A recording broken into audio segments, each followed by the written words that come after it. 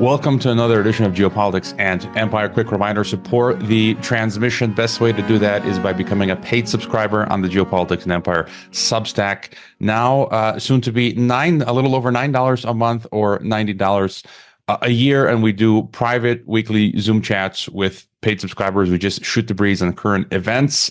I also do a weekly wrap up and commentary on the news for subscribers only. And sometimes we bring back past podcast guests to do a live Q&A with paid subscribers. You can also donate through Buy Me a Coffee, Donor Box, Wise. You can purchase a consult if you want to chat with me. And this month's sponsor is Mikhail Thorup's Expat Money Show. No, it's not the Russians or the Kremlin. Mikhail Thorup is the sponsor this month. He's got a free online summit from October 7th to the 11th. And a lot of great people are going to be speaking there. Most who have been guests on the podcast, Dr. Ron Paul, Doug Casey, Scott Horton, Mark Faber, Tom Luongo, and others. And you can catch the free live stream and replay for the first 24 hours. Beyond that, you need to purchase the VIP upgrade, which if you use the promo Empire, you'll get $100 off. I'm also participating in one of the VIP panels there to talk World War III, and it's all about internationalization, the summit. So check that out, as well as my affiliates, and leave a podcast review if you haven't already. Returning to the transmission is Mathew Crawford of the roundingtheearth.substack.com. Great website. How you doing, Matthew?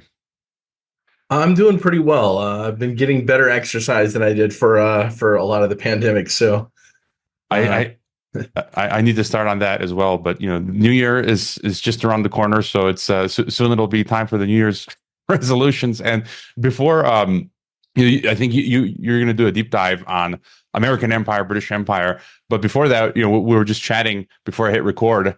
The thing that's on my mind these days is what's happening with Tim Pool, DOJ, and some of these other podcasters. And I still haven't gotten around to preparing my monologue on this, but I feel I'm part of this as well, because Robert Barnes, the lawyer, he put out a comment just today saying that let me pull this up real quick from my Telegram channel where I aggregate all my news. He said, anyone who buys Russiagate 2.0 Tenet Media is a pitiful sucker. Real likely story, not a Russian government op at all, but closer to a Langley sourced disinfo op to drop during the election to aid Democrats, fuel Russia paranoia, intimidate independent content creators. And anonymous websites are adding to the fervor. And he said many anonymous sites are actually deep state fronts. And this is why it's good to wait a while before to comment on something, because in July, an anonymous website called Eyes of the Republic did an entire hit piece on me, trying to make me out to be a Russian agent. And now all of this, so it's clear then that was a spook cutout website. And indeed, Langley, the deep state, are beginning to come after independent content creators. Any thoughts on these developments? It's in my mind, it's really hard to comment. I think the more I learn, the less I want to comment. For this reason, I myself now wonder whether or not, communism was a project of the British Empire, for instance, right? I think that there is just an enormous amount of evidence. And I wish I'd seen that theory years ago so that I could have started to read up on it then. It's really only been the past few years that I've begun to catch up on history. It wasn't my domain. I was in finance and then education, and just never stopped to consider how much of the history that we were fed in school was just a sham. The textbook companies were owned and the books were written by British intelligence, essentially, right? So when I think about all the Mindwar elements, right, all of the different forms of psychology, the same story can be used to sway different groups toward different actions, right? So, for instance, identifying, let's say somebody claims Tim Pool has received millions of dollars from the Russians. With some people, this might confirm their biases, and therefore they have one reaction over it. To another group of people, it makes him out to be a victim, and therefore it draws those people to him, right? What it has is a polarizing effect as much as anything. And so, now I look back and I see things like that. I'm also not sure that I see the actions of, and of course, this may have nothing to do with Russia. Russia may be a cutout in the entire statement that these people are being funded by the Russians, right? So you've got the possibility of a weaponized Streisand effect, confirmation of biases. I think that we have to view these things in terms of all those sorts of psychological mind war elements to really understand the big picture. And I think that'll lead into, some of our conversation today about British Empire and American Empire and what is actually going on in the world, because I think that there is so much mind war and has been for longer than most people could possibly comprehend. Yeah, and just on that note, I thought I'd mention, having doing podcasting for so long, having been on TNT Radio, having talked to people behind the scenes, there's a lot of shady stuff, shady financiers for alternative media, and that's one reason I like doing my own thing, not being financially sponsored by anyone except the paid subscribers on Substack and the donations that come through my online public platform website. And I don't really like being associated with other groups, because then you start getting, you don't know who's behind what, as you said, precisely. There's cutouts of cutouts of cutouts, and it's just best to stay away from that. And I did want to just read real quick. I really liked one a sentence you wrote. Actually, I'll drop this real quick. Aiming Russian asset at you is different than aiming it at somebody who is part of either the mainstream media or the primary alt media, I guess I'll call them, because aiming it at an independent, you probably don't get the weaponized Streisand effect, right? You only get people going, oh, I don't know much about that guy. Maybe I shouldn't pay attention to him. So I just wanted to throw that out there. I too avoid any kind of sponsorship or outside money, at least partially for this reason. Yeah, and that's the thing that irks me the most, because I'm just an average, well-meaning, wholly innocent podcaster dude, and the fact that I'm getting this heat is like, it's not fun.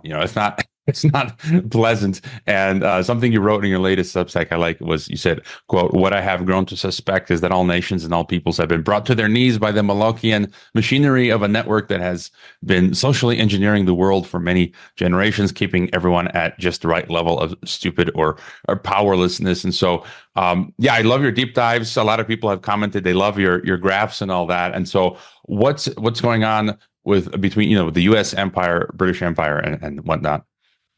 Yeah, and I want to say, just remind people again, I feel like the more I learn, the less I know. I think that we should all feel that way when it comes to the history and geopolitics, because it is kept occult from us, right? Unless you are really in the halls of power. I bet there are people who feel like they have a lot of power who are still too far removed to even really recognize what's going on. But you look back, especially the 1800s. And I have to ask the question, is Victoria's secret that she made a deal with the devil in order to consolidate monarchism in some sense, right? The city of London was the banking power that it was. She looks over and she sees the US and Russia as rivals. And maybe somebody's whispering in her ear. It's like, it's hard to know exactly where power is derived if you're not near the center. But Russia had helped support the U.S. by patrolling the West Coast during the Civil War. But she looks over and says, "Okay, I'm going to win the great game. I'm going to beat Russia." And she was her niece goes and marries Tsar Nicholas II. In the meantime, there is what looks like the preparations, like laying the groundwork for the sort of controlled Indian independence. Every piece that led up to it for a century and a half looked very well controlled and orchestrated. Brahmo Samaj, the training of of a certain subset of Brahmins into lawyers, getting cozy with this new class of opium drug dealers like the Tagore family. A lot of people don't realize that poet, who was the first Indian winner of the Nobel Prize, was the grandson of the British Empire's opium intermediary when, after the first Opium War, China said no more British opium. So they said, okay, we'll hire a middleman. So everything going on in India looks like Britain trying to arrange India as a certain form of future ally. And I'll come back and talk with that because I think it actually relates to this current election. I think that Kamala Harris is a network asset prepared. She her mother was born right around the corner from the headquarters of the Theosophical Society. I'll come back to that. So there's an interesting question as to, if the world is going through some big change, how do we view the way things were? I think that Britain really had control of, Britain, Germany, you might even view as a secret alliance, even through the world wars. Even when Sea Lord Admiral Jellicoe, what were the big ships? Not like post Ironclad, but during World War I, that could withstand cannonballs and all that. Dreadnought, Dreadnought. Thank you. There was one dreadnought battle, but it was basically the German ship ran away. But it looked like Jellicoe could have just pounded it, and Jellicoe was removed from command after that, right? So there's all kinds of things through the history of all this. Lots of British agents in Germany, lots of Germans in Britain, including the royal family, right? So there's a lot going on there. I think that there was a giant consolidation of power.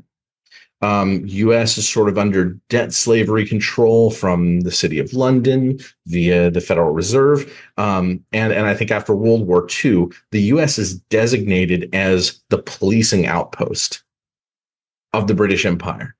And maybe we shouldn't call it the British Empire. Maybe we should just start calling it the globalist empire at that point. But it's the same thing, right? We're talking about the same thing, but it developed through the British Empire. Queen Victoria has a niece go marry Tsar Nicholas II, and then there are two theosophists, right there being their spiritual advisors. It looks awfully suspicious, and the fact that Trotsky and all these other communists were being trained in London looks awfully suspicious, more than suspicious. So you've got this combination of theosophists with British Empire direct, Lord Mountbatten, in a lot of these places where all this stuff is going on. Now, move forward to today. And we've just had this giant, what the heck was this pandemic, right? And there are all kinds of theories. I lean toward theories of a partially faked pandemic, as in it was made out to be more than it was, but perhaps with an element of poisoning of some sort, right? There are people who are arguing that anything that somebody experienced was purely in their head. I don't buy that. I don't buy it, at least partially, because I had COVID twice myself. And what I had last year was actually really, really bad. The first time around, when during the Omicron wave, it was, it was a day of irritation with fever and whatnot. But now I've talked to way too many people who just don't seem like the sort that you could, scare into feeling sick. So there's something going on. People have, I think, sometimes sloppily applied the phrase bioweapon here and there when we don't actually know what caused people to get ill yet. I think that there need to be experiments done. Was there an infectious clone? I think that's very possible. Was that the thing that caused illness? Maybe and maybe not, right? There's way more research done through the past on bacteriological warfare, for instance, right? And just on that note, I just, someone commented on my Substack, and it's one of these hardcore, like aggressive, vehement no virusers. And they commented, I'm posting clips from the archive, and I posted a clip of my interview with Chris Newby, who wrote the book on, I think, Bitten, called On the Lyme Disease. She interviewed one of the guys who confessed that he worked with the weaponization of ticks to create Lyme. And I think this is one grave error that one segment of people they do away with. They say there's no biological warfare, there's no bioweapons, none of it, it's all a sham. And I just, for me, that's absurd because, as you say, there can be all types of biological weapons, synthetic, chemical, nanotech, bacteria. I've interviewed Jeffrey Kay as well, who he's done a lot of research of what the Japanese did.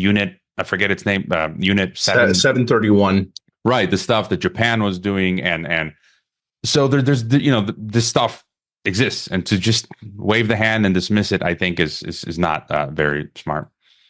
Yeah, and it may be that that more illness is ascribed to viruses than is from viruses. Maybe it is that it's bacteria is the vast majority of the story. I think already it's the majority of the story, but I think it may be even more of the story, right? Like something like that, right?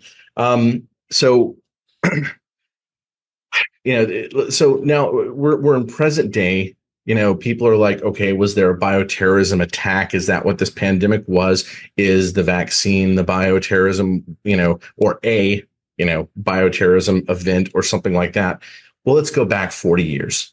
I think that, if my theory of what the British Empire is, and especially reaching its glove through India, controlling India, and people can go back and look through my Substack. I have like a very long, 2 hour and 40-minute interview where I go through all the evidence, or a lot of the evidence, of sort of a faked independence of India with Courtney Turner.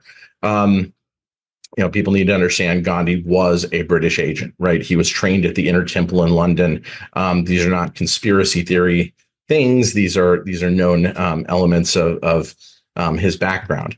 And so many of the people who were there, who were leadership, were being trained by either directly British agents or Annie Besant, who was leading Theosophical Society engineering of India, specifically from Madras. And this is important because the Madras Corporation, founded in 1688, now referred to as the Greater Chennai Corporation, is the world's second oldest corporation, currently next to the City of London. Right? This is it's almost like British Empire is still there in Southeast India. And okay, well, it's Indians running that machinery within that corporation. But it's interesting to see how much of the elements that you might think of as social engineering, or even global control, come out of that little Madras area that they renamed Chennai. And that's where Annie Besant was. She was in Adyar, and specifically now there's the Besant Nagar neighborhood, and that is where Kamala Harris's mother was born, Shyamala. But I'll come back to that. So I said we'll go back 40 years. There's one of these cult gurus, and I wrote this article about the British invasion of the Rolls-Royce gurus. There's so much evidence that they have reverence still for the British Empire. But specifically there was one named Rajneesh, or he goes by Osho, like Bhagwan Sri Rajneesh. I'm going to call him Rajneesh because I don't like calling him Osho. But he was this philosopher king, right, who had accrued all of these followers, especially from Europe, a lot from America too. Interestingly, lots from Europe. He seemed to especially draw from Europe.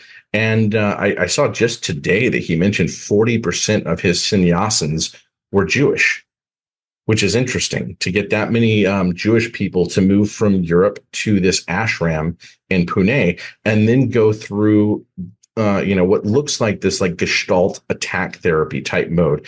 The stuff that would be done at Esalen Institute, but way more violent. There would be like rapes going on in a room full of naked people running around, hitting each other with pillows. Some people would break bones, an arm or a leg. It was the most extreme version of that we've seen. And there's a documentary that came out, I think, in the 70s that showed that. But he was doing what gurus, what the kinds of gurus that you should probably be skeptical of often did, which was collecting lots and lots of money, millions and millions of dollars. He wound up with 93 Rolls Royces. Right? He was the ultimate Rolls Royce guru, right? And having sex with lots of his followers. This is something that should make people scratch their head one way or another. But here's something very, very interesting that we'll come back to. one of the members of his ashram, I'm just going to call it cult because that's the way I view it. One of the members of his cult was a guy named Prince Welf. Do you know that name? Never heard of him. Okay. And this is fascinating. This is a great example of memory holding, because this is, as far as personal relationships go, the closest cousin of King Charles III. In fact, they were 1 year apart. Welf was the older of the two, Prince of Hanover. And he was sent to boarding school with King Charles III in order for them to have their backs, each other's backs, because a lot of the British really felt like the royal family was a bunch of Nazis, right? A lot of people don't know the full history, don't understand, because our history books didn't tell the story well. But, Queen Victoria had at least three, Prince Philip's sisters had at least three granddaughters who married high-ranking Nazis. And at the home, like Queen Elizabeth II, while she was a little girl, was being taught the Nazi salute. There's photos of this that have gotten out, right? So there were a lot of people who looked very suspiciously at the Windsor family that had changed their names right before World War I to disguise the fact that they were German. And they didn't want King Charles III's brains smeared all over the walls of Hogwarts, so they brought in the cousin. So that's who we're talking about. We're talking about this cousin who grew up with King Charles III. In the 1970s, he and his wife go to Pune in India and live at Rajneesh's ashram. And supposedly he dies very young in 1975 on a morning from a brain hemorrhage after karate practice, right? And the sannyasins like to say nobody ever died. And I think that, you could say, well, they're talking about what happened in the United States, which we're going to get to.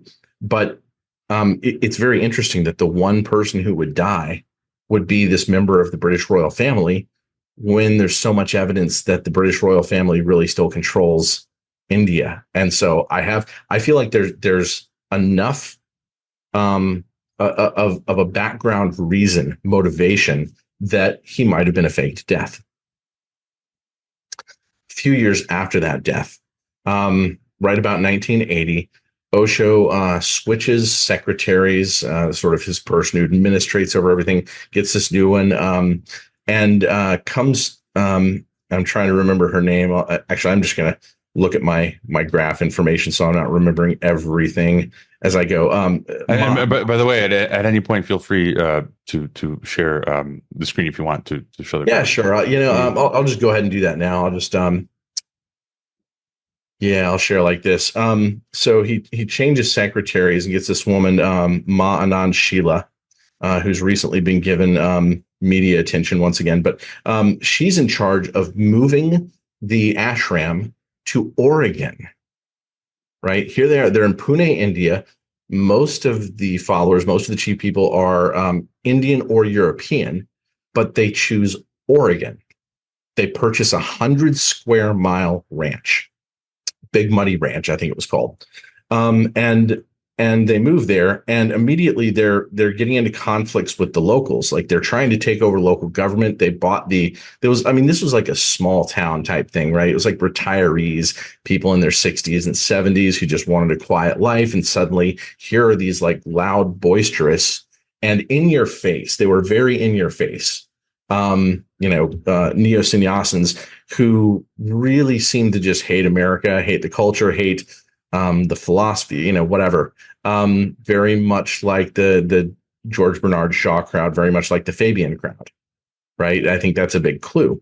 But they go and they're taking over the town of Antelope, getting their people elected over a several-year process.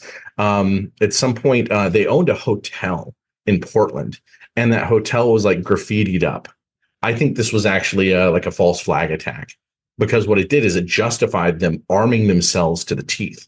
They had more semi-automatic firepower than all of the police forces in the entire state of Oregon combined, and they would do exercises, at their compound and whatnot. But they were aiming to take over the whole county, Wasco County, and so this leads up to this bioterror attack. Now, understand this: all this time, once they moved to Oregon, Osho himself has gone into a vow of silence. He no longer does like daily hour long talks or whatever they were to his people, sitting around jamming about philosophy. He's mostly just like in his own hut or whatever. I don't know if he had women still there with him. I'm sure he did. But it's Sheila who's really running the show, and I think this is to create sort of a cutout to take the blame for everything that goes on. Right? If this mission doesn't succeed, Osho's not responsible. I think that that's the true purpose of this. But he meets with her every night, basically. So as things are going, she starts to run a biological laboratory hidden on the compound. She has all these rats, they're growing bacteria. They experimented with different things. And they wind up like poisoning salad bars all over the county, and 751 people minimum, right? That's how many people got sick. Some of them nearly died. And, and there's a lot of things going on in the meantime. They're being investigated. They're being investigated for immigration fraud. They would do things like send two people to another city. They would get jobs. They would happen to meet, get married, right? One of them needed citizenship, so they would marry the American, and then they would go back to the ashram in Oregon, back to the compound in Oregon. So, people were trying to find a way to get rid of them. Right. But here they were, taking over the town, taking over the county. There were weird things that happened in the meantime.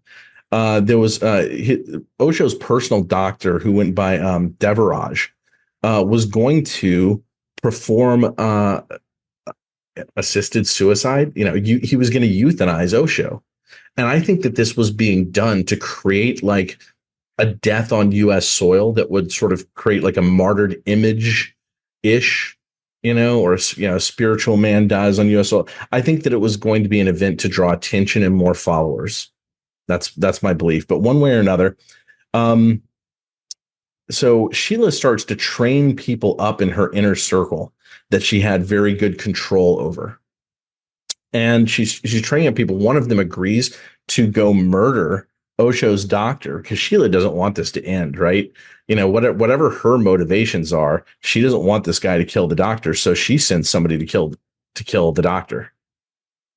Like the doctor, he's a very healthy guy. Like he looked like he was probably in his late 30s or something when I saw the videos that I watched. And he survived it. A lot of people would have died, but he survived it. But it was just in the middle of one of their sort of activities. Everybody's like boisterous, doing their religious thing, whatever they're doing. He gets injected in the butt by one of Sheila's agents. The same agent was also sent out, was going to be part of this like assassination plot. Once they started to be investigated by law enforcement, there's this guy, Charles Turner. And, like people in the town were looking for connections to get, the attorney general of the state or somebody in the federal government to start looking at what was going on there. Right. They're reaching out, whatever connections they can make. Well, Charles Turner was a presidential appointee. And he was one of the people investigating. And when you see there's a documentary called Wild Wild Country, and you can see the discussions of, within there, the law enforcement people are like, we still don't know who the mastermind of all this is. It's clear that they don't think Sheila's the mastermind. It's clear that they are wondering if the mastermind is even above Osho. I just got a question on that. Something that came to mind for me was, you and many others have talked about these different, the Theosophical Society, this New Age, these different cults that are going on simultaneously. You got Laurel Canyon, the music scene, that's we've talked about that before. You got Esalen, you got this, and it seems like, and we can also make a parallel sometimes to alternative media, because they got their fingers everywhere. Alt media, music, entertainment, these institutes that they seem to be acting separately for the similar goals. So what you're describing in this example, and then you've got other, cults elsewhere, and it seems like above you've probably got the same people, but these two cults don't know that they're working for the same sort of, like they're compartmentalized. Yeah, this Any is what thoughts I on that? think. I think since Queen Victoria, if not earlier, that the structure of global governance is the military, occult, banking syndicate. I think that those people with those powers got together to use those powers to govern the world, to dominate the world. And I think, ultimately, I think that's really the key to understanding fascism, and that otherwise, like, and really, I'd want to stop at the word fascism and not even, maybe just authoritarianism. I think that all of these different ideologies were created as sort of a test fighting and color revolution creation between different nations. So I think fascism and communism both come out of the city of London, right? And you don't need many more, but they have all sorts of little, subgroups within those ideologies. And maybe we'll come back and talk about this, but it was a very authoritarian thing going on. He was anti-child. It's interesting that a lot of these cults are anti-child. It's almost like they want to find people who aren't going to reproduce and then push them through these mind control programs. I think is what you would call it, brainwashing and all that. Certain amount of violence, orgies, drugs. Very much like the Hashishim, very much like the Order of the Assassins from 1,000 years ago. Just give them this experience that's just the peak of ecstasy, right? And when you think about it, this is actually what was going on in Nazi Germany.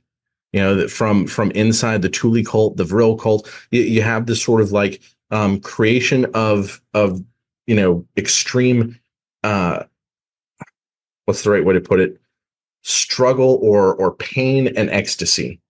And when you have people sort of thinking, okay, if I go through with all these things that I'm doing, I'm going to reach this ecstasy. So yeah, and he was a trained hypnotist, as are many of these cult leaders. And I didn't find a ton of connection to theosophy, though I did find at least one cult member who was a theosophist. I may talk about him later. Upaluri Gopala Krishnamurti, who was part of the film industry, was actually a member of the Theosophical Society.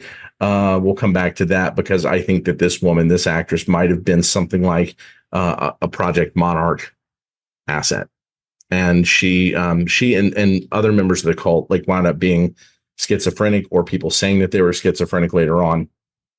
But you do have the sorts of things that we think about when we think about MK Ultra projects. They were always looking to create Manchurian candidates, and here you have people, ordinary people, being trained to do really, really awful stuff. This is the largest bioterror attack on U.S. soil in history. Right, 1984, and almost everyone I talked to doesn't even know that it happened. I'd never heard of it, which is it's weird. Yeah, it's amazing. It was so well memory hold. Even though like Sheila, she was like touring the talk show circuit. She was being given lots of media attention until this event that broke on the terror end or on the violent end, right? So yeah, she was getting lots of promotion. I think she was on Phil Donahue and a bunch of those places, right? So I now look at that entire talk show circuit, and I think that it was created at least partially for this sort of information operation. So yeah, I started to look at, these documentaries, they give you a picture of what's going on to a degree, but I wanted to go deeper, especially because I had seen how deeply the Theosophical Society had worked in India. I wanted to see if I could find relationships that pointed back to something higher, something like a mastermind or a grand scheme, spins of spins, as per the Aquarian conspiracy, right? And so I started looking who is involved in this cult. And you have all these people who are media of some sort, right? You want to create a fun atmosphere, right? That's where you get the ecstasy. You have all these musicians and actors, right? And some of these, like Terrence Stamp, some of these are pretty famous people. Some of them, Barbara Rutting, she went on to be Green Party, governance in Germany. She was pretty high up in government. Vinod Khanna, he was in government in India later on. A lot of these people were musicians. This Duder guy, Mike Edwards, Ted Gardestad. And this is another place where we may want to think Manchurian candidate, because there are a lot of people, and for what sound like good reasons, and they may even have inside information. There are people in government who believe that the Swedish Prime Minister, Olof Palme, was assassinated by this Ted Gardestad guy. And people referred to him as somebody who went schizophrenic. But again, you've got the same sorts of, MK Ultra type conditions going on in this cult. So, okay, bunch of European media people, definitely people who can make the party fun. Nina kind of got interested later. She wasn't actually part of all this. Maybe I'll pull her aside. But here's one that's really, really interesting. Ariana Huffington. And of course, she married Michael Huffington, who was like the Republican LGBT activist. And all of like the big push for LGBT and the whole rainbow flag things comes from the 7 colors, the 7 rays, right? That's something that gets pushed through the theosophy and neo-theosophy networks. But that's a big name, and it's interesting that I'd never heard that. I was surprised to find it. And again, you've got banking connections and big level media connections. She also dated Werner Erhard, who created the Landmark Forum EST corporate programs, which I think that's actually the same cult building and mind control mechanisms and processes, Gestalt type attack therapy. That's my strong opinion on that. And I interviewed a whistleblower who'd been inside the corporate coaching stuff, who's still working to collect more evidence. There weren't many Americans that I found who were famous on any level, but the interesting thing was they were from the Ryan family, Shannon Joe Ryan and Aaron Gloria Ryan, who you'd think would know better after their father was murdered on the tarmac in Guyana, going to investigate the Jim Jones cult. And we'll see Jim Jones pop up again later. But I don't know if it's any relation, but I was, Tucker Carlson did that interview with the guy whose Twitter account is Martyr Made, Daryl Cooper, I think it is. I can't recall, but I only got to the first half of the interview. But he was really going on a long time regarding Jim Jones, and some, he was mentioning Hitler and Churchill, and some people are commenting that he was trying to make people like Jim Jones to look in a better light. So it's just kind of strange how all of a sudden now in alt media, you've got, I've talked about this with Terry, right? That you've got this sort of resurgence again with this Gnostic adoration for Hitler and the Nazi regime. And it's kind of like coming back again. I don't know if there's any relation, but. Yeah, I watched some of that interview and it felt like even like the demonizing of Churchill. Like I do think Churchill was a bad guy, but not in the way that he was describing. Right. I think that the whole thing is that you have these arranged conflicts where what you've actually done is you've already sabotaged, Tsar Nicholas II. You've already taken down, what had been the prior government and Weimar and Germany and all that kind of stuff. And that these were projects, Hitler's mentor, Dietrich Eckart, was a theosophist. And there are just tons of theosophists and tons of royal family connections. Prince Bernhard. Is that his name? Who founded Bilderberg. And I mean, and just a further example, last night I was listening to an interview in Spanish of Ruben Luengas, who's a veteran Mexican journalist. He's really great. And he was being interviewed on El Mercurio by Antonio Valdez, who I've been, I guess, on his show. And Ruben was talking about López Obrador, the outgoing president of Mexico. And he was just... He's very well versed in Mexican politics, Ruben Luengas, and he was saying how AMLO tried to run twice before, like in I think 2006, and the Mexican governmental system didn't allow him until the third time. And Ruben was saying it just seemed like the U.S., like where the real power is, and Mexico's kind of like the dog on the leash. And Ruben was kind of saying that they didn't let him run the first time. They didn't let him run the second time. But for some reason, the third time, the Washington or whoever, this more powerful system above allowed López Obrador to finally run. So he's basically kind of saying the same thing that you are, that there's this higher structure that will allow politicians to run or not. And for whatever reason, they let him, go. So you see it, as you're saying, we see it here in Mexico, we see it in the US, we see it in India. It's all over the place. Well, so other than all the media people who probably made the cult fun, there was always lots of music around, it seemed. I was looking for, elements of the royal family. And first I found this woman, Lady Zara Jellicoe, was a member of this cult, and she's still alive. Her father was George Jellicoe, he was an athlete. He was in the British military. His father was very high up in the British Navy. We'll get to him, but he worked with Robert Maxwell, who of course was the British spy who was running the Promise software. His family was running the Promise software, spying on Americans, right? His daughter, Ghislaine Maxwell, of course, we know her story now with Jeffrey Epstein. So that's a really, really interesting connection right there. Above him is John Rushworth Jellicoe, and he's the one who was part of that big ship, not the Juggernauts, Dreadnoughts, the Dreadnought conflict. But he was very high up, and he was connected to, sort of British East India Company, organizers and whatnot. So the Navy is always, it's always the most powerful military asset. And I think this comes from the fact that thalassocracy was really what was found to be the best tool of control, military control. You go all the way back like 2,500 years, Greece, Argon, and even if they didn't last, it was clear that a smaller number of people could do more if they could hit and run and, move around over the water, right? And eventually that became the British Empire. Okay.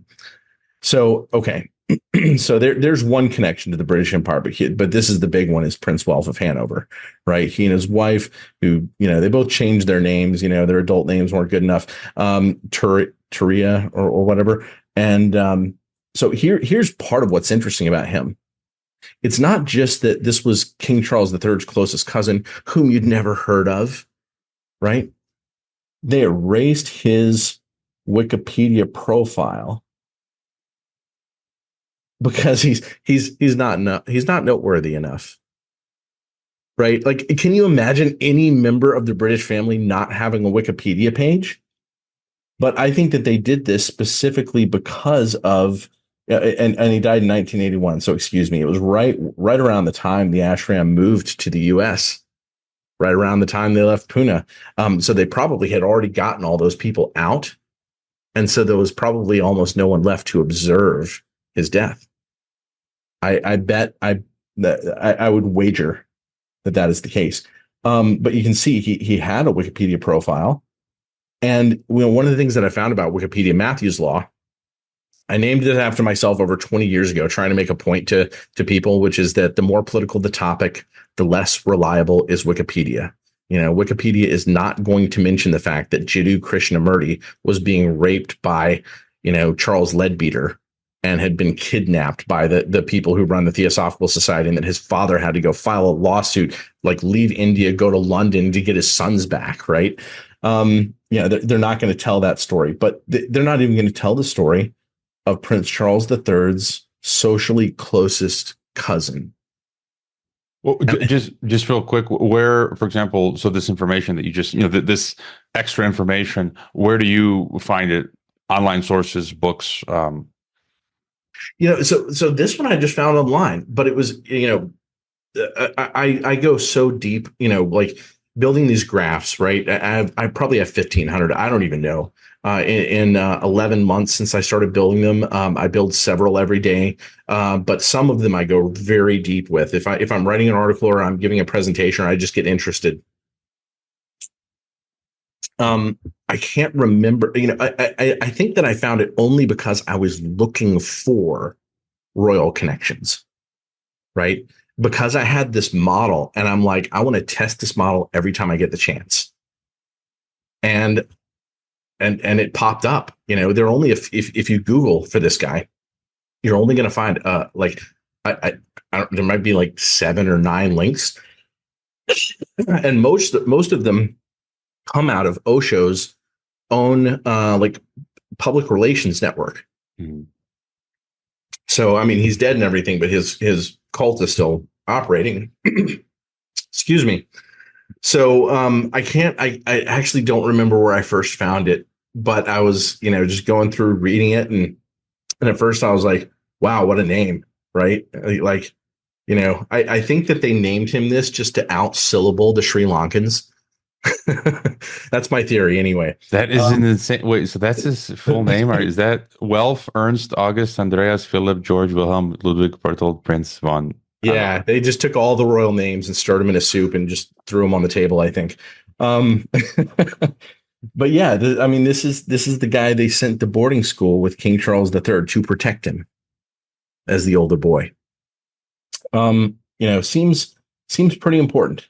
And even just the story of him going and joining, something that's part of like New Age or, neo-theosophy, Aquarian conspiracy type stuff, like that alone, like you don't erase this unless you're trying to hide it.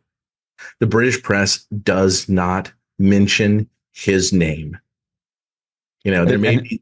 And it's interesting. I mean, just what the Wikipedia here says, it's proposed that the article be deleted because of the following concern: non-notable member of the family, which was deposed some time ago. And it's just like, it doesn't cost anything to keep it up. Right. And so why do away with it? Right. Yeah. And Prince Charles, King, well, before he was king, Charles III went to India, didn't go to the ashram, but met with him. Right. I think that was for PR purposes, didn't want him to be associated with, this cult or whatever you might call it. So, and Osho's a very weird guy. Yeah. Sheila, his second secretary, bugged his room, and he would talk about like how his mission was to succeed where Hitler failed. And it's unclear exactly what he means there. Right. There's like, with some of these quotes, like he had compared Gandhi to Hitler. And I think that there is a more interesting comparison than most people would like to admit, right? I think that these are both, British assets. And I think that they were on much of the same mission, just doing different things in different places in different ways. And he married a British woman. And I think that the assassination attempt on him was a weaponized Streisand effect to bring people to his support, bring in more sannyasins.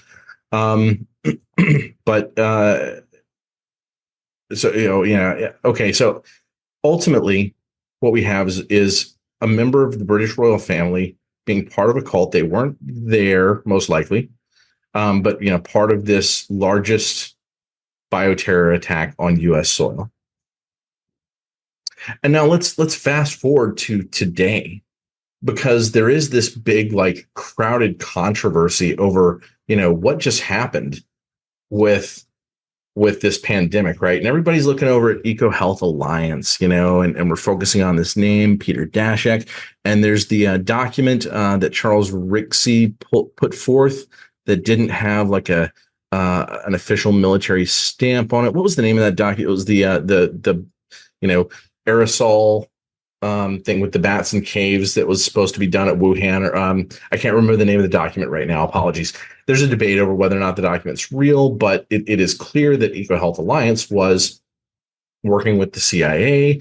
But here's the thing. Here's the piece I think a lot of people are missing, is that EcoHealth Alliance is a British project, right? They came out of this whole, there are all these wildlife foundations.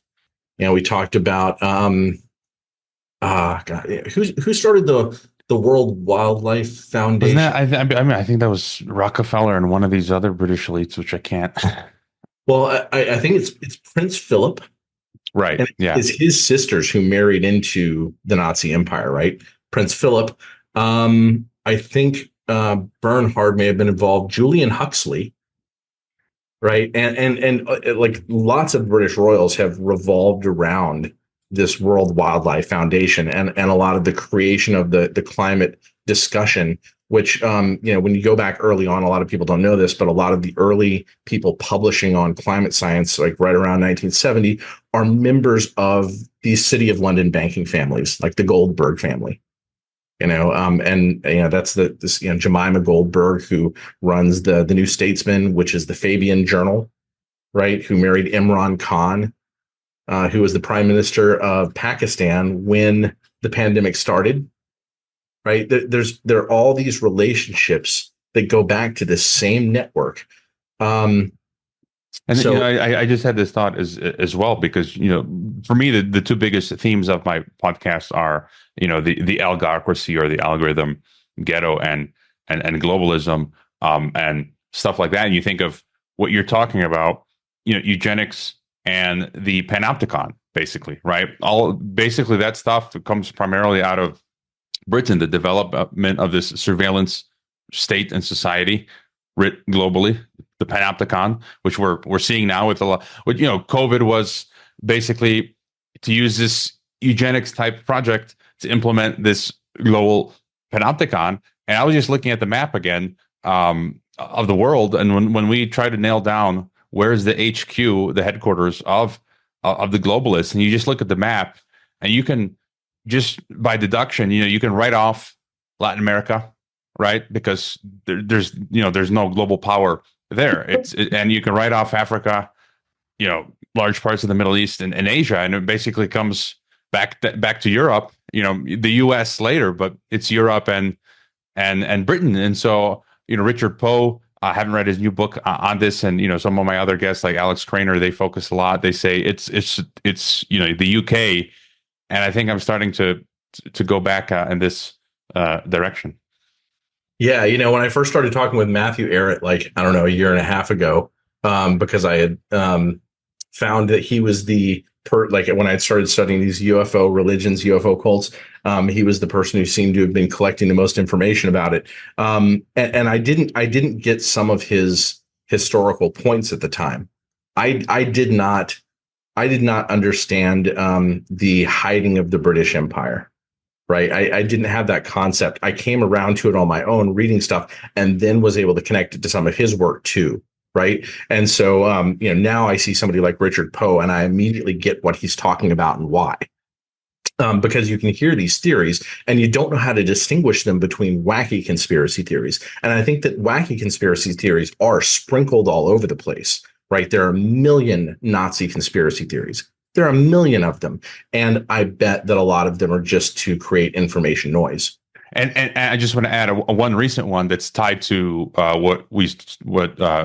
when we started what we were talking about, this attack now on independent podcasters, from this same Western globalist deep state, where part of that group that wrote the article on me in July, Eyes of the Republic.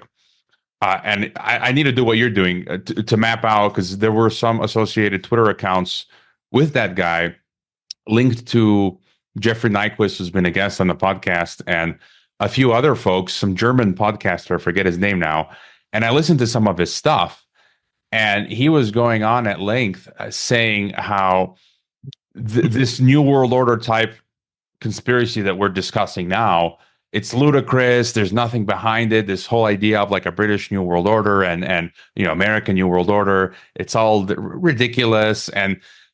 But his thesis is that it's really this communist Russian Chinese, the Golitsyn. If you've read Anatoly Golitsyn, that Russia faked its collapse in the 90s, and that basically it's all the Kremlin and Beijing, and then if you think about, so he's just dismissed this one conspiracy theory that we're fleshing out here.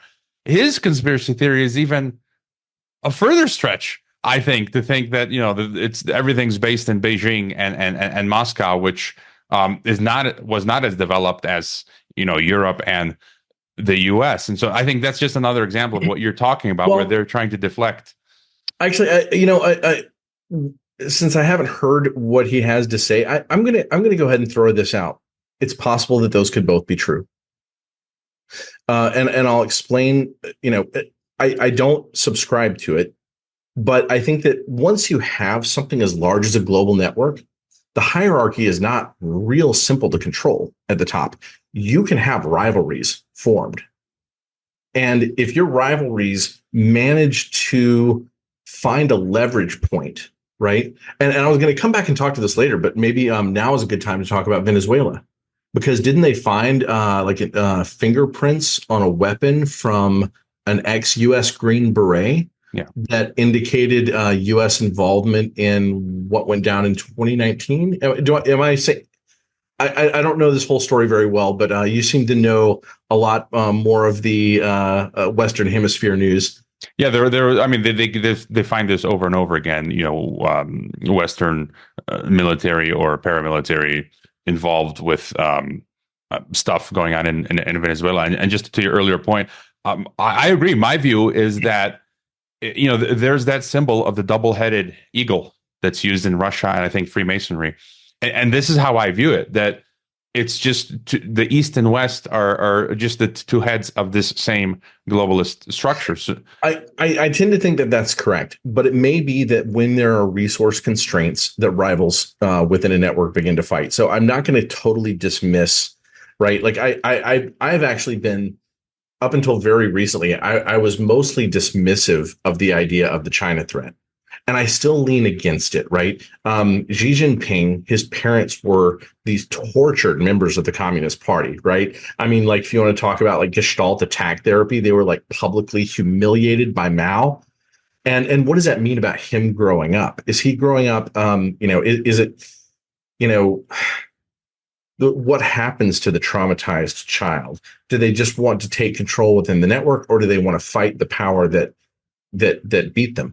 I think that people break in both directions at different times, right? I grew up in one of these neo-theosophical cults. I, was subject to a lot of violence. I made the choice to fight it. I completely disconnected myself from my family, last time I think I've seen any of, well, I think 15 years ago, I think it was at my grandmother's funeral. Maybe that's the last time I saw anybody there, but I wanted to see my grandparents out, before total disconnection. But people break in multiple directions. Some people go for power. I always went for education, right? How can we build a better world so that these things aren't as bad? I didn't realize that the world was as bad as it was, to be completely honest. But I now view this global structure as really important to understand, and we're gonna talk about some reasons why. We're hitting some history here, and we're hitting this theory of possibly British built-up biowarfare. And I'm just going to go ahead and mention some names real quick, just because we were here. I said that there were several of these wildlife foundations. There's one called the Durrell Wildlife Conservation Trust. They connect to EcoHealth Alliance. In fact, EcoHealth Alliance looks to be an outpost of Durrell. Well, who was Durrell? Gerard Durrell is connected to Prince Philip. He's connected to King Charles III. He's connected to Princess Anne. And Princess Anne, I believe, may have been funneling the money to EcoHealth Alliance or helping it get established in the U.S. or something like that. I don't know the story very well yet. So, apologies there, but I just know that all of these people are involved with that. And now I'm going to dig in and I'm going to learn more. Now I'm going to go after that stuff. Because, I knew that there were things going on with EcoHealth Alliance, but the story that we kept hearing was CIA. Peter Daszak said CIA. We've seen so much that goes back to the Wellcome Trust. We've seen so much that goes, very early on, there was the Imperial College, this absurd model that had been run out to explain to people how fast the virus is spreading. And it turned out to just be a complete joke, a lot of stuff. The 2012 Olympics makes a lot more sense if you view it as maybe even a threat to those who might challenge the power of the British Empire. This is one of the reasons I do ask myself, is the American nation trying to break free and finally become independent? This could explain some of the bad behavior, and I've been a big critic of the bad behavior that I've seen both within the medical freedom movement. It's so weird. There's intelligence there. There are neo-theosophists all over, been blanketed all over. But is it possible that somebody grabbed a portion of these networks and said, things are about to break down. We're going to take what's ours. I don't know. I'm just throwing it out there, right? Because if you introduce, if you have a military occult banking syndicate, you have some grumblings in China.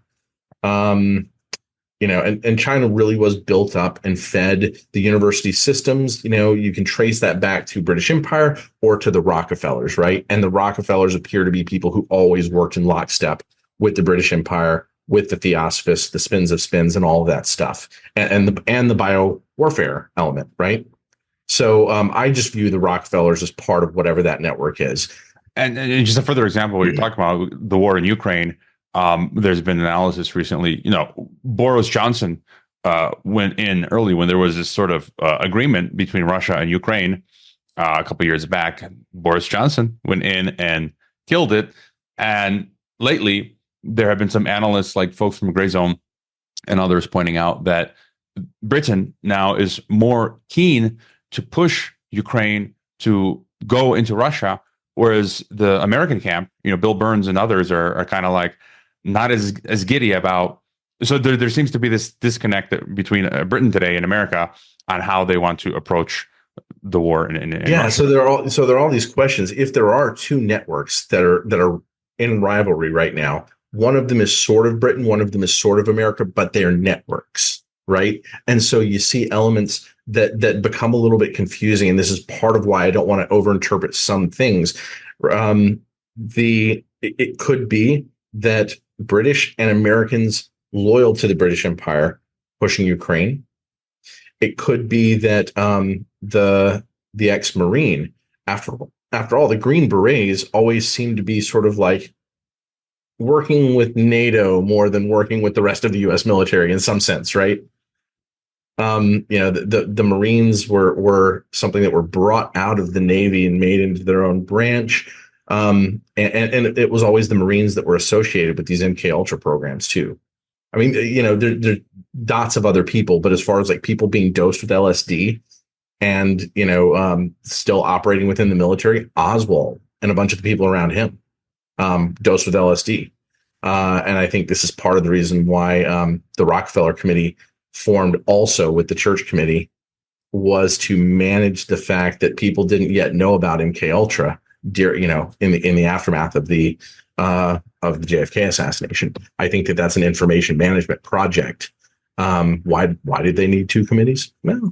Well, I'm sure there are various excuses, but so people should recognize the connection between EcoHealth and all these British projects that connect to the whole eugenics network, and that's the Fabian network. And now we have a Fabian, prime minister in the UK again, and who's weirdly supportive, right? Like, he's like, do all the pedophiles need jail time? I don't think so. Like he's weirdly supportive of these things that seem to be part of the worst aspects of what you might think of as fascist authoritarianism. So, okay. We focused in here to talk about the possibility of it's called the coronavirus, right? The crown virus, the crown. I mean, come on. There's something there. And of course that could be a blame project, but given the 2012 Olympics, I just doubt it. So let's talk about governance in general now. One of the things that I've been trying to do is map out what I think, the elements of Mindwar look like. And Mindwar was the paper written by Michael Aquino and General Paul Vallely. And General Paul Vallely is active within the medical freedom movement, which is...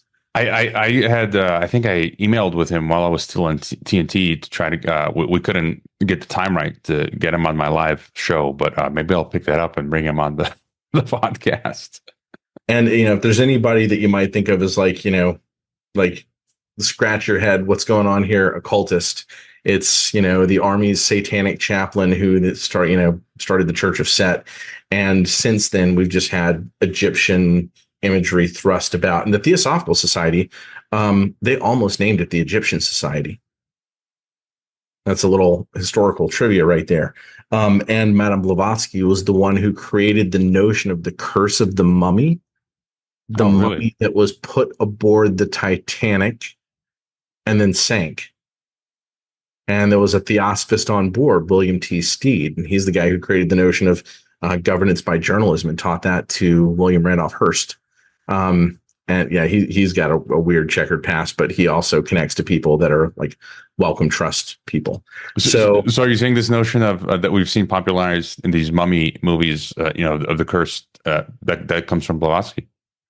Well, at least the curse of the mummy that was specifically placed aboard that vessel. Okay. Right. Because I don't know, like somebody who owned the mummy like died or something, and then there were like some other spooky things, and then it got the Blavatskys do what the Blavatskys do. They spin it into whatever kind of spooky thing they can do, right? But there is a real questions, of how much foreknowledge there was. There's just so much predictive programming type elements to the Titanic story, and of course that story takes out the richest man in the United States, Astor.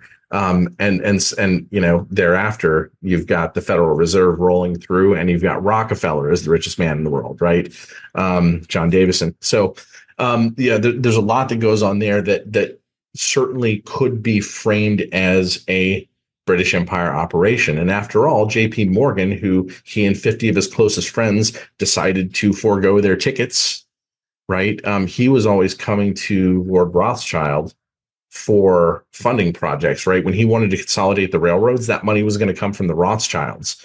In fact, there's this whole story about like the whole management of the shootout at the OK Corral.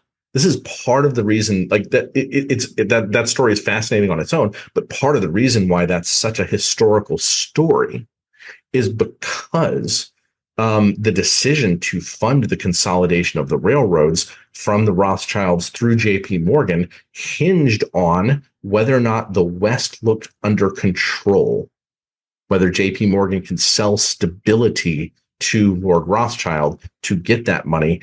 And because that event, led to Wyatt Earp on the run with Doc Holliday killing cowboys, it lasted for a little while longer than they wanted, right?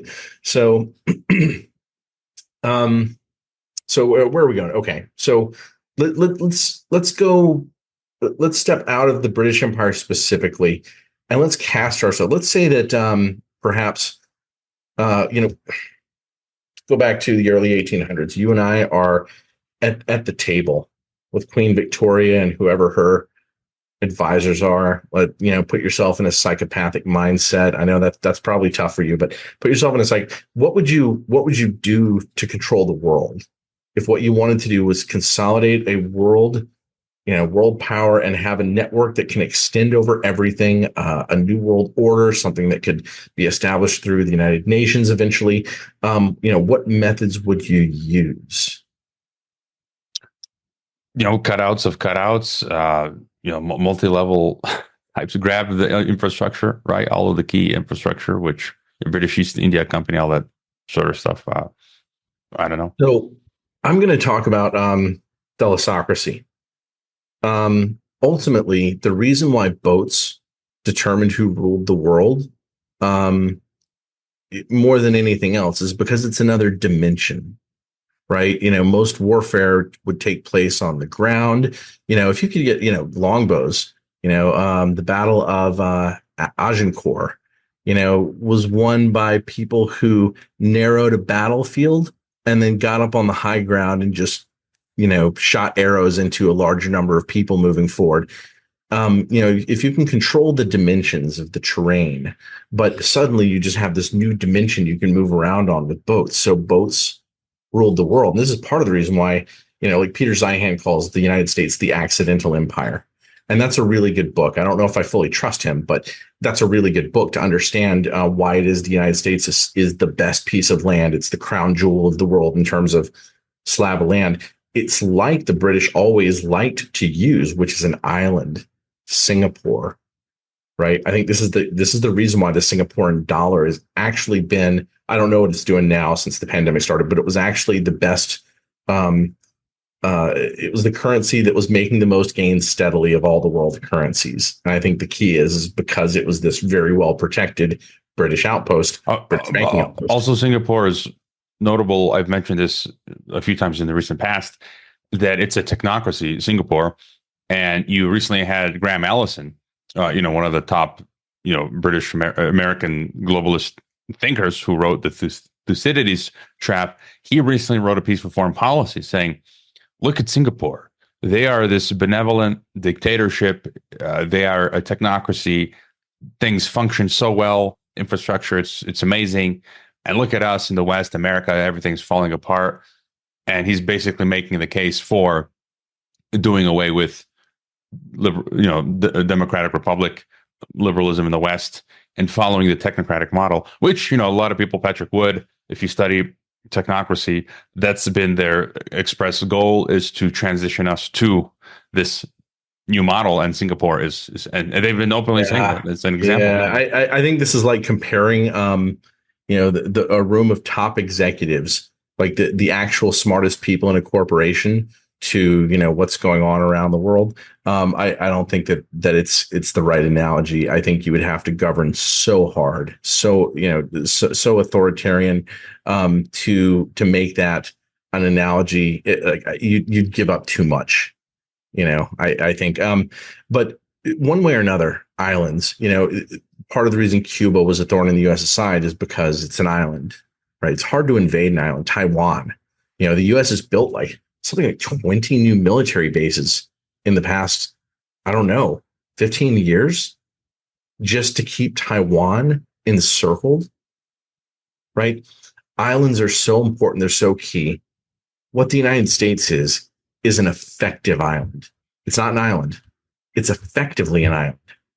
We have the best coasts. We have the best ports. Canada above. Okay, most of those people live within a few miles of the border, and a lot of that's just vast wilderness. It's not that big of a deal. You don't have to spend that much to protect that border. The Mexican border, while we have such a tight economic relationship with Mexico, we're not really expecting them to invade anytime soon. Whatever people say about mass border crossings, Mexicans actually fit in pretty well. It's not the Mexicans that people would rationally be worried about, except for whatever, the cartels. If the cartels move across the border, but they don't. They mostly stay, they're on the other side of the border from El Paso, for instance, right? They don't want to deal with U.S. law enforcement at all.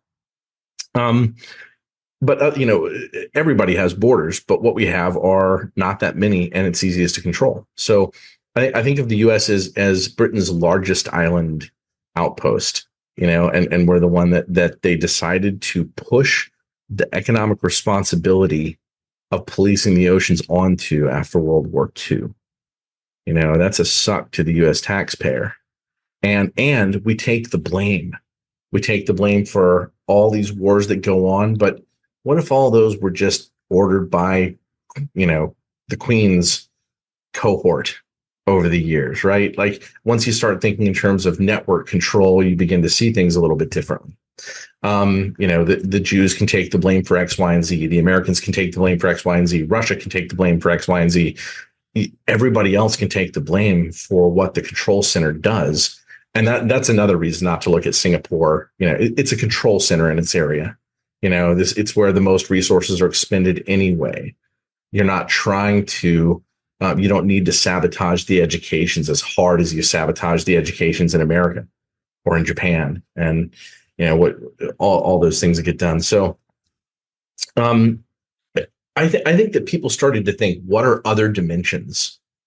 Eventually airplanes come along, so you've got an air dimension, and it does change things, but not. Trade still takes place by boat mostly, not by plane. You've got the space race, and I don't know at what point, that will be the primary control dimension. For all I know, it already is, right? Who knows? Maybe Starlink is those satellites are much closer in, they're much denser. There's more of them than everybody else's satellites. It's one of the reasons why I kind of doubt China's ability to take Taiwan. Besides all the encirclement, or at least anytime soon. In the meantime, the defense industry gets rich with all that stuff. Right? That's interesting, because my next guest is returning Vietnam veteran Bob Moriarty, and his thesis is that He's got some news. We'll see that China might move on Taiwan soon, but it's difficult to forecast this stuff. Yeah, I'm definitely not going to commit 100% either way. But okay, so we're talking about all these different dimensions that have proven effective in ruling the world. Okay, you're sitting at the table, and somebody says, "How about mind control?" And it's not that it never existed. I mean, everybody knows about. Well, not everybody. The Hashishim, the Order of the Assassins. You've got hypnotism, mesmerism. You've got. I think it didn't start in the 1800s, but I think that there's a point at which, psychiatry, I think, started in like 1808. Suddenly you have people I don't know what the right word is, scientificating. It's like psychology is such a tough thing to call a science sometimes because, you have different effects on not only different people, but different crowds, you could, one population may react to a piece of propaganda completely different than another. We've already talked about that, of course. I think that's the biggest reason why we've had this separation of media. It's specifically to silo people better and have them not talk to each other, give them different sets of facts, or give them facts that they'll react to differently. It sort of always skates on this line of what you want to call science. I think that you should call it an art that has scientific aspects. But suddenly you have like psychiatry come along, and I think that it almost serves it pulls people away from the priest, right?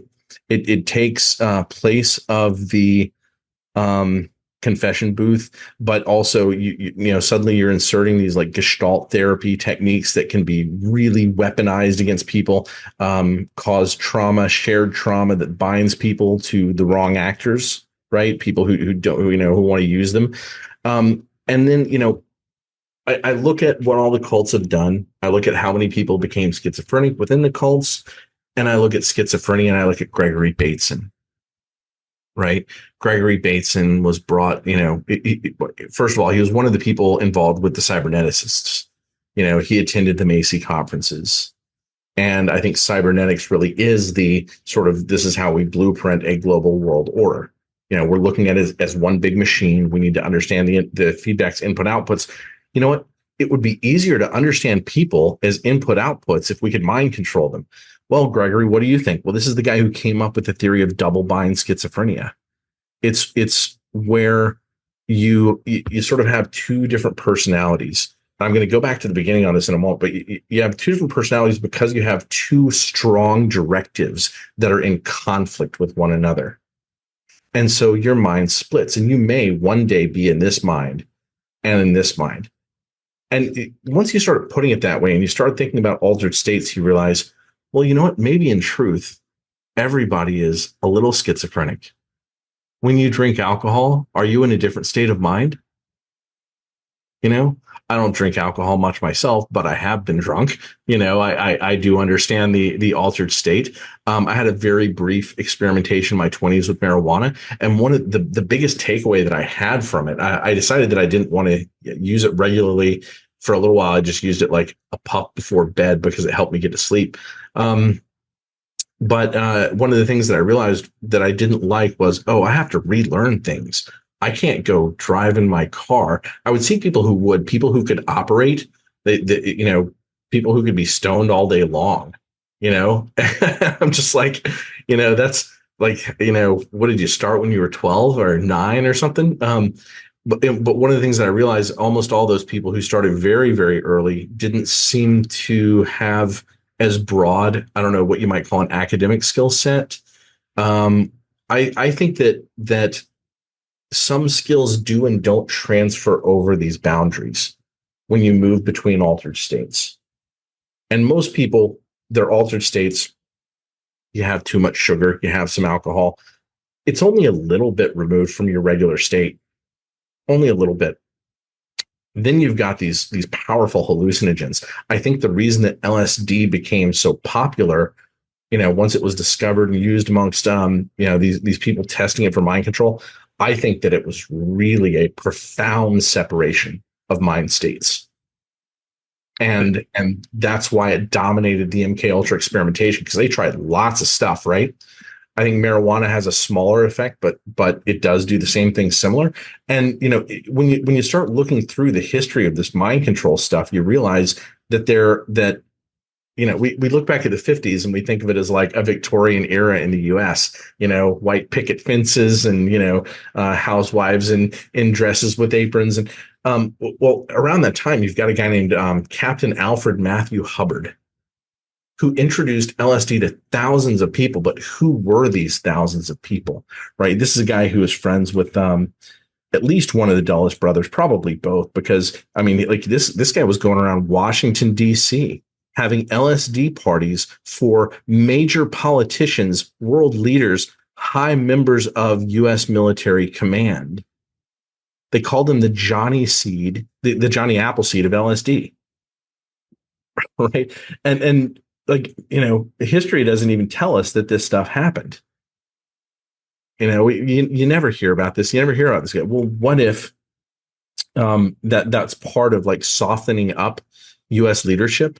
At the same time, you've got people who were explicitly creating like, wife swapping networks.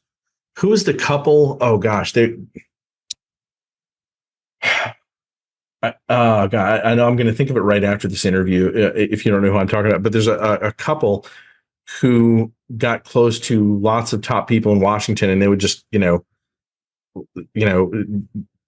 lure them into their bedrooms or whatever, just, create this culture in Washington, D.C. of a lot of the people at the top just having sex with everyone and anyone. It looks a lot like trying to form these cults, right? And I even wonder if the whole notion of going to college and, getting it out of your system, sex and drugs and all that kind of stuff is sort of like a less intense Hashishim experiment. Right? Everybody sort of sees, okay, this is the heaven that I want to get back to. This is how they created the first jihadis, was they gave them everything they wanted. And when they came out of the experiment, the experience where these boys coming of age were, drugged, all the sex they want, all the wine, all the food they want. And then they were brought out of the caves and everyone told them they'd experienced heaven. If you just do what the master tells you, you're going to get back there. It's interesting because next week I've got a guest coming on. I haven't prepped for that interview yet, but his theme, the work that he does, is psychedelics, and I saw a snippet of an interview that he gave. I'm have him speak to it, but he seems to want to popularize now in our society psychedelics and their use. And it kind of goes back to what Terry Wolf and I and what I've been bringing up, how in alternative media now in the grassroots ground up, they're trying to popularize, all these different DMT, ayahuasca, bufo, psychedelics. And it's interesting now they're trying to mainstream it in the culture. So it seems like it's just a continuation of what you're discussing. Yeah, one of the reasons I have a great skepticism of Peter Thiel is that a lot of his investments are in companies that are trying to come up with new artificial psychedelics. But then again, I do ask this question: if the network is breaking down, or if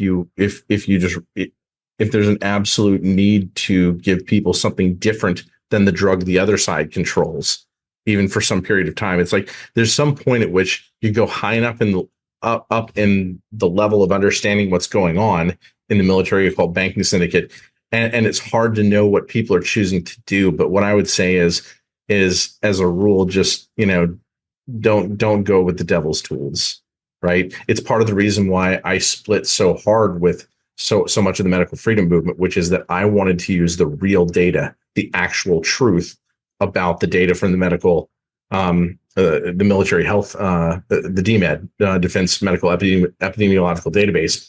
You don't fight Lysenkoism with alternative Lysenkoism. And I think that if there is a rivalry butting heads, that mistake is being made all over the place.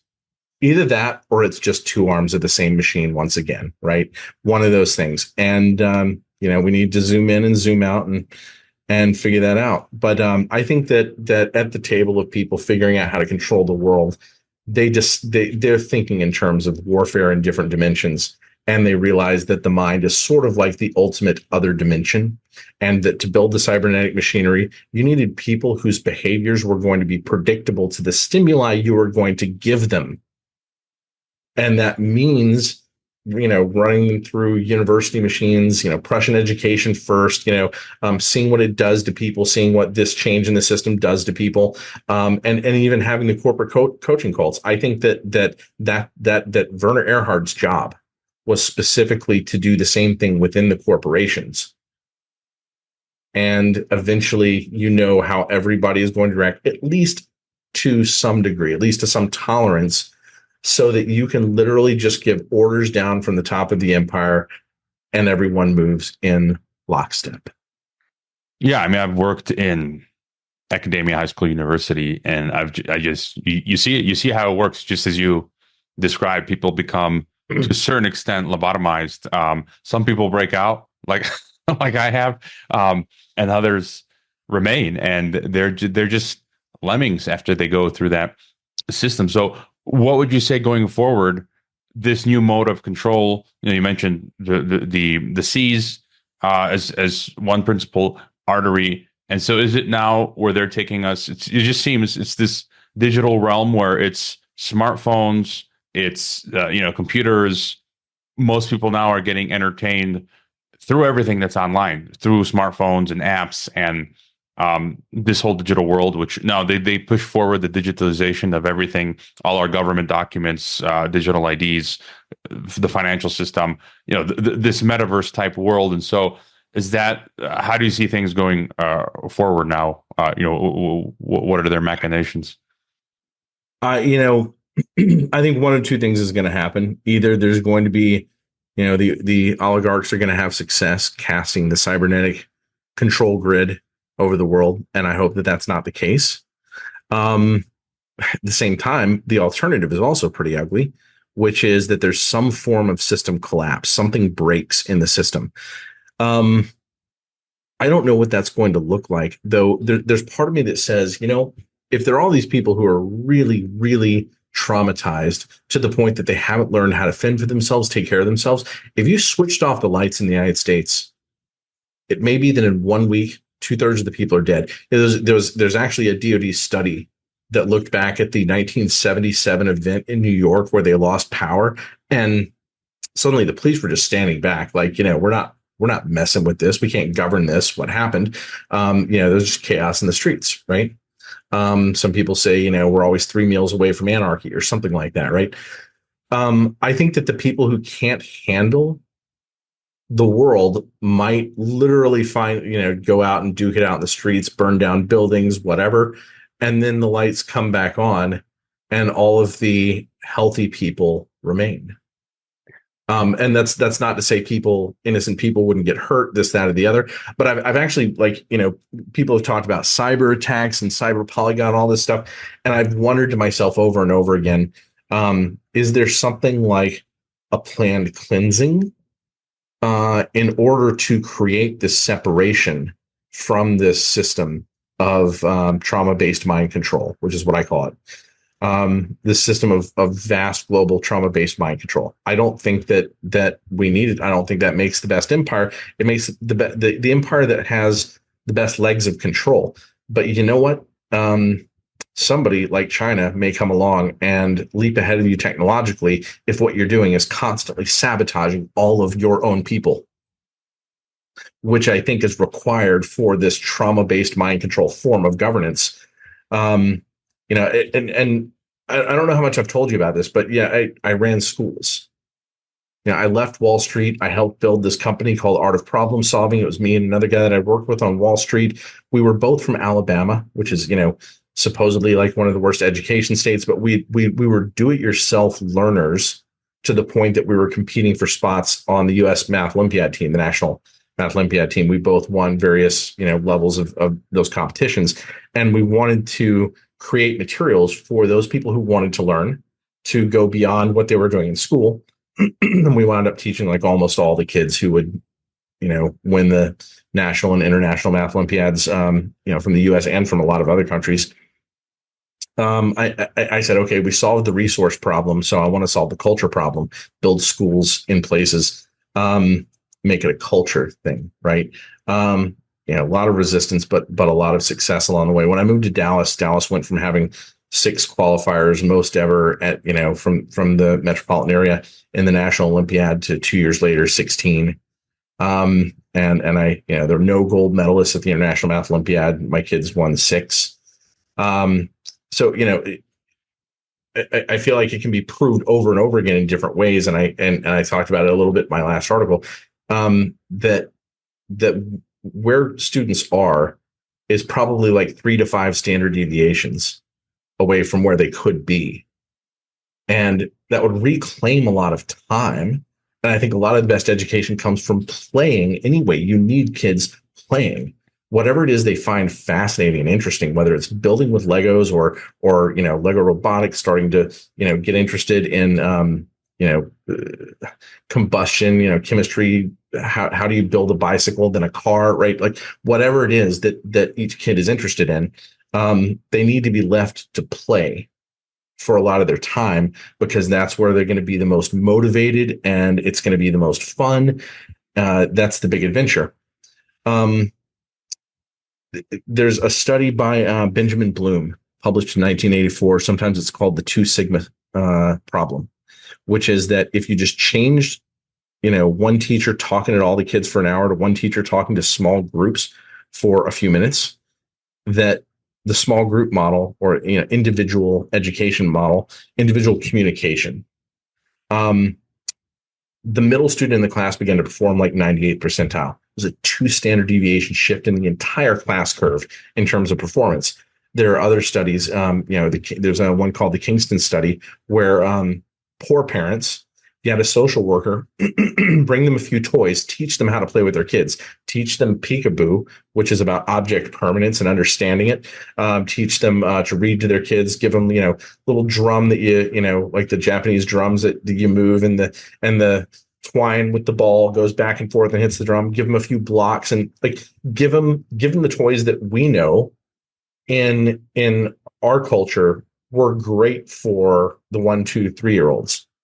If you did that and then checked on them 30 years later, the kids that got that intervention were making like $400,000 more. Whatever you want to call that. Like, you can't measure everything in money, but there's a clear effect in terms of productivity and healthy human beings. You can lift people up that way. There are all these ways. I think it's 3 to 5 standard deviations, if not more. And I think that it may be that China is the experiment that proves that we have to do something different.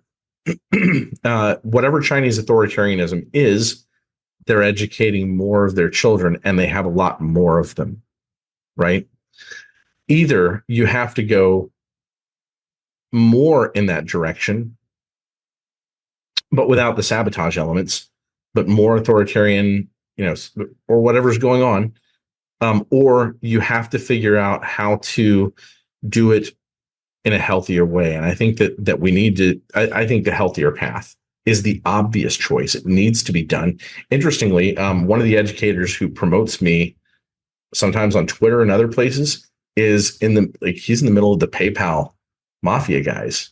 He's friends with some of them, does projects for some of them, runs his own. He's a partner in a VC firm that branched off from Founders Fund. His wife is like besties with Elon Musk's wife.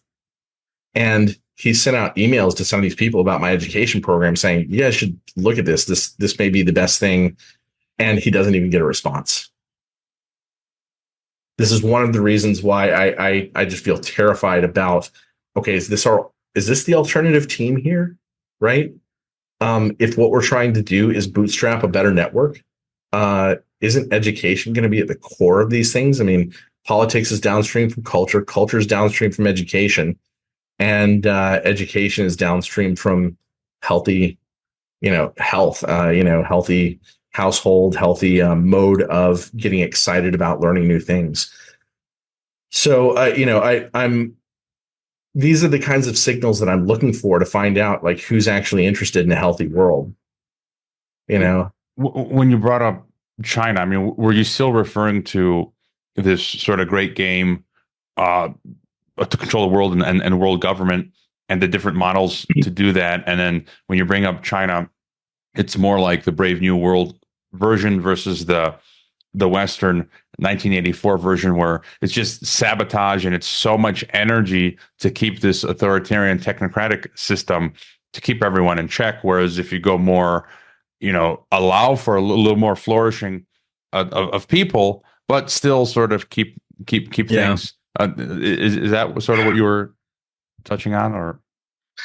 My like I said, I don't want to decide too hard about what China is because they're different models. But the one that I lean most toward is that, yes, they are just an arm of the empire, whatever conflict it is. It's part of the big Hegelian theater and also profits through the military, whatever. And if you want to get rid of some people, you can always have a war.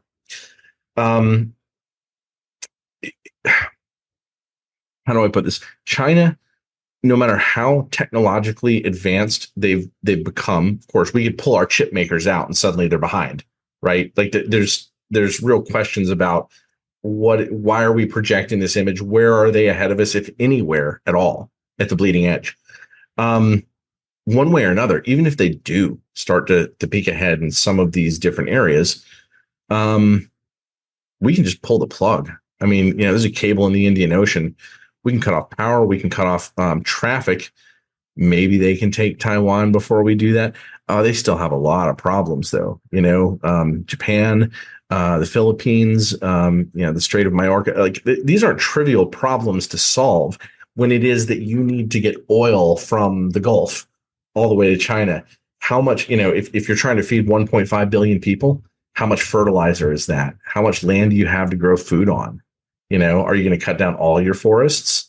It like China has very real structural problems and this upside down population pyramid that means that now they have to spend more of their workers, which are becoming fewer, supporting the retirement of the people at the top, or at least helping them live or something like that, unless they, go about some awful, euthanization process, right? And then you throw in this wild card Xi Jinping, and the question is his total warfare? I mean, like the stuff in that email that was leaked, right? I mean, that really looks like Western thinking. The unrestricted warfare doctrine. I mean, if my observations of the military occult banking synod are correct, that's the way things have been for 200 years or more, right? It's. I tend to think he's a LARP. I tend to think China has always been a LARP. It's one more piece of the British Empire, and it helps scare everybody in the West. And part of good mind control is keeping everybody afraid. It is itself an altered state, right? It is itself an inducement of schizophrenia to some degree. And I think that a lot of their data collection is on how it is people's behavior changes per altered state.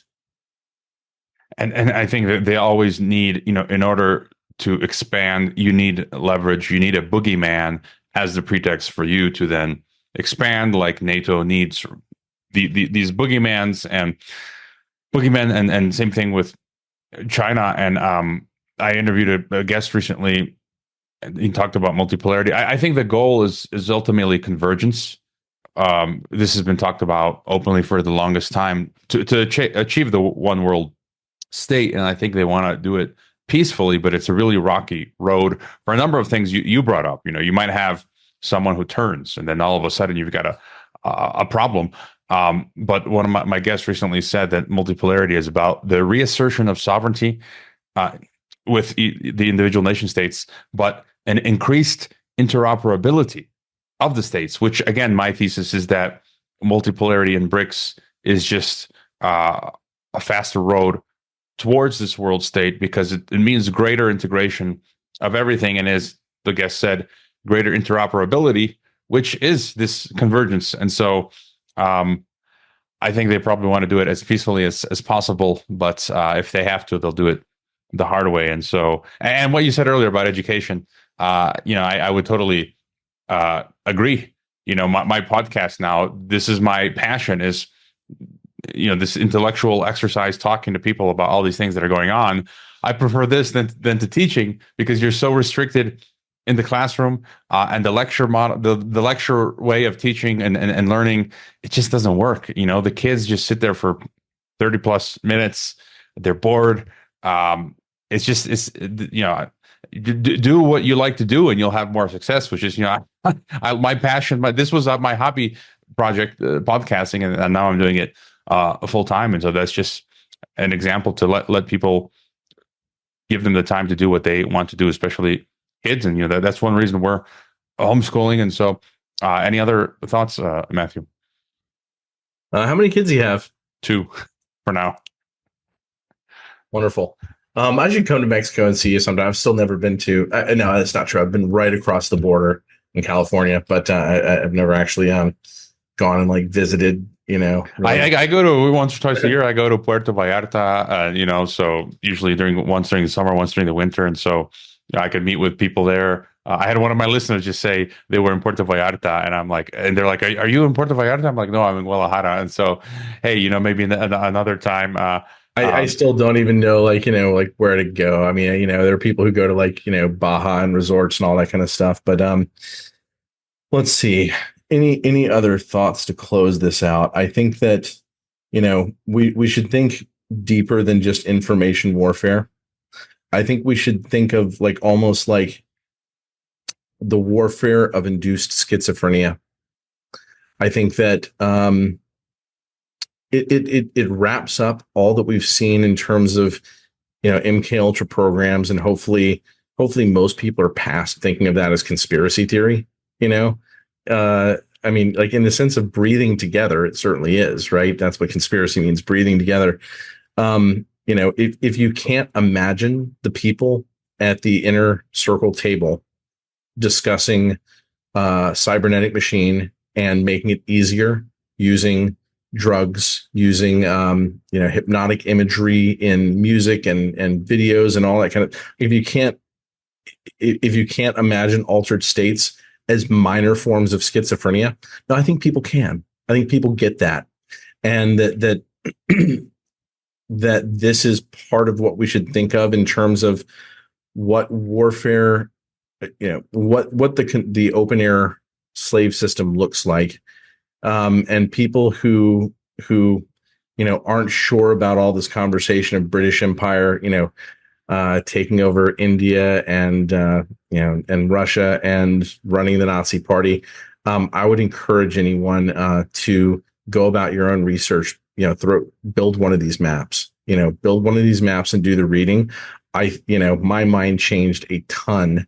Like I said, I didn't get what the stuff that Peter Duke is putting out right now, or Matthew Arrett, or who I would not have been able to be part of that conversation in a productive way until I'd read 100,000 new pages of history.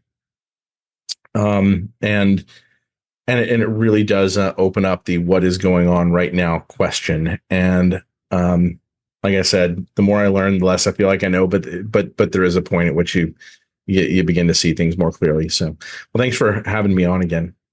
Yeah, and I just add, I've noticed again, and I bring this up often because I think I need to caution people that just judging by comments and on different platforms online, a lot of people, people who listen to podcasts, alternative media, independent media, they get a little schizo. You can judge by the comments, and so I think that's a result of a lot of this stuff that you're talking about, this warfare that's upon us, and so people just need to just find a way to have a balance and stay sane, not go too crazy with all this stuff. And you mentioned the open air prisons, something just recent development here in Mexico. Just last week, the Mexican government has, in official media, on their official Mexican government accounts, declared, they're going to now be making Mexico City a 15-minute city, a utopia of utopias. It actually said that. So I think they're going to be dividing Mexico City into multiple 15-minute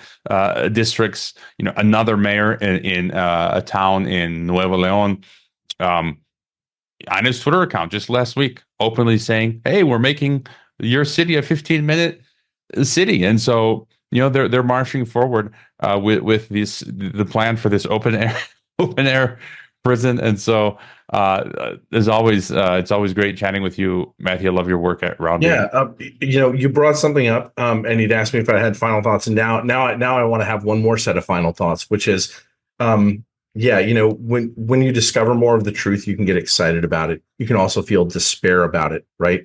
I actually wonder if things like QAnon were meant to create excited states. You said, viewers become sort of schizophrenic or whatever.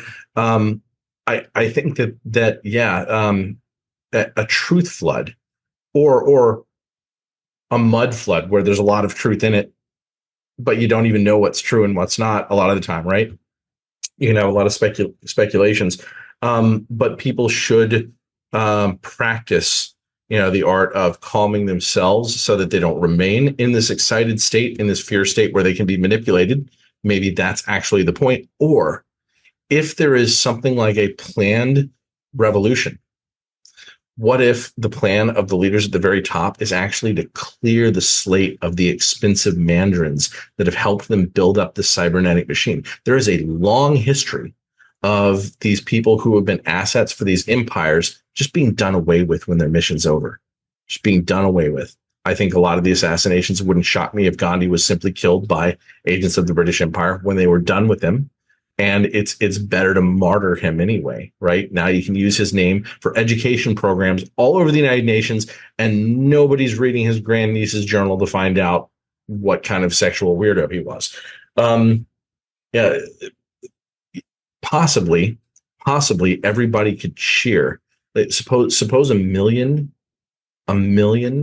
world leaders went to jail over the organized pedophilia rackets. The world would erupt in ecstasy. The people who are allowing themselves to be manipulated by that flood of media, if they haven't thought it through, and this is part of the reason I want to introduce that as the other dimension, right? That's the ultimate thalassocracy. Is if you can control your mental state, but they can't, you have this huge advantage. So don't let anybody have that advantage over you. Yeah, and then that was in my chat with Terry. He also said that a lot of the current elite that we see could be disposable and done away with. Meanwhile, the real string pullers, whose names we don't know, they still remain. And so it'd be a great, trick to make us think. That's part of that whole great awakening false light thing thesis, that they might do away with a lot of stuff and we'll be fooled into thinking, all right, we won, when we've just gone further into the into the new world order. But all right, the website is roundingtheearth.substack.com. And thank you, Matthew. Thanks, Roya.